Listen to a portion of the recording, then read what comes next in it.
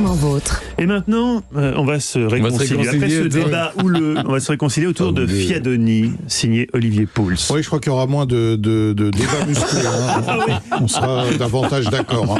La question, c'est est-ce qu'on accepte le fromage dans les gâteaux ou pas. Je sais que David est contre. Moi, je suis plutôt pour. Je ne peux pas vous laisser.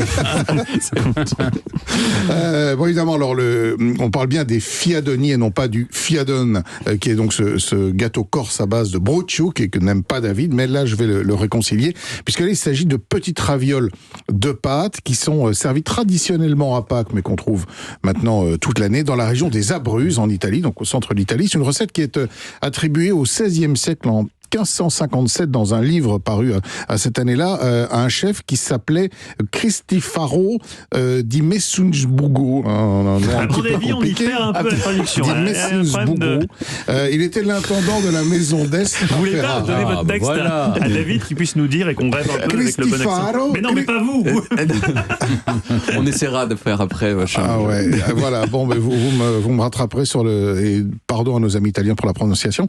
Alors c'est un plat qui s'est largement popularisé, j'ai dit, dans les Abruzzes, probablement à cause d'un des ingrédients qui était une des constituantes essentielles à ce moment-là, c'est le safran. Et les Abruzzes étaient une région dans laquelle on cultivait du safran. Alors ensuite, le plat, évidemment, a voyagé comme beaucoup de plats, et il s'est adapté, en fait, aux différents produits qu'on pouvait trouver localement, mais normalement, dans la vraie recette du Fiadoni, il y a un ingrédient qui lui est resté, qui est le fromage. Alors le fromage... Et lequel ? Alors lequel, normalement, c'est du rigatino.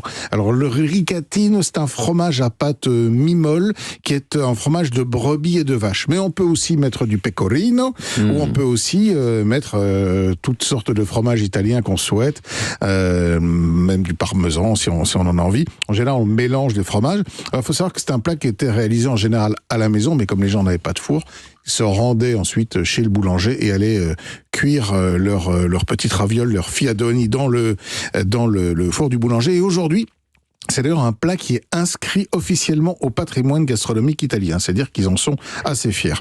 Alors, il y a une version sucrée aussi qui existe, qui elle est farcie de ricotta, de sucre et de zeste de citron avec des petits fruits confits.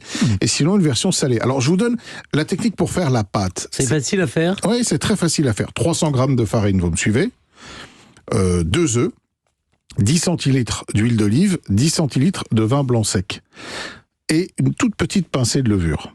Vous faites un puits dans votre farine, vous mélangez les œufs avec l'huile, avec le vin blanc, avec une petite pincée de sel aussi. Vous versez ça dans le petit puits, on rajoute la levure, on mélange avec les mains et on fait une belle boule d'une pâte qui doit être assez lisse et un petit peu élastique et qu'on va laisser reposer pendant 1 heure, tout simplement. Ensuite, on fait la farce. Tout est simple avec vous, il faut déjà avoir 1 heure devant soi. Oui, enfin 1 heure, c'est quand même pas grand-chose. On ne la met pas au frais, on la laisse vous la laissez température ambiante, recouverte avec un linge. Puis pendant ce temps, vous préparez la farce. Alors moi, je pars sur une farce salée, parce que j'aime bien ça. 300 grammes de fromage italien, un petit mélange de fromage italien. On va couper en tout petits morceaux. On va rajouter 2 œufs battus, une petite pincée de safran, un peu de poivre. Et ensuite, on va étaler la pâte très finement. On fait des petits disques d'environ 10 cm de diamètre. Un petit peu de farce au milieu, on referme, on soude avec les doigts et on badigeonne avec un jaune d'œuf qu'on a mélangé avec 2-3 petites gouttes d'eau. Et ça va donner le côté doré. On fait quelques stries par-dessus pour permettre à la farce légèrement de sortir au moment de la cuisson. C'est comme des raviolis. Ça donnait un côté très, très gourmand, mais on les cuit au four et non pas dans l'eau. Chaleur tournante, four 200 degrés. C'est une intervention que je ne loupe jamais. Voilà. Et il faut donc que cette pâte devienne bien dorée, bien croustillante, et à l'intérieur, on a notre fromage qui a fondu, qui est tout coulant, avec cette petite arôme de safran. On peut le faire évidemment avec du taleggio. C'est bon, le taleggio. Mais même, vous pouvez mettre un peu de fromage, du bleu, enfin ce que vous voulez, petit mélange de fromage. C'est pas italien. Non, mais ils ont des bleus, ils ont des fromages bleus en Italie. Exactement. Fromage persillé, comme on disait ça. Exactement, sur l'appel les fromages. Bien joué, David. Vous suivez. Merci, Olivier. On retrouve toutes vos recettes sur le site europe1.fr et on vous retrouve demain autour de la table des bons vivants de Laurent Mariotte de 11h à 12h30 sur Europe 1.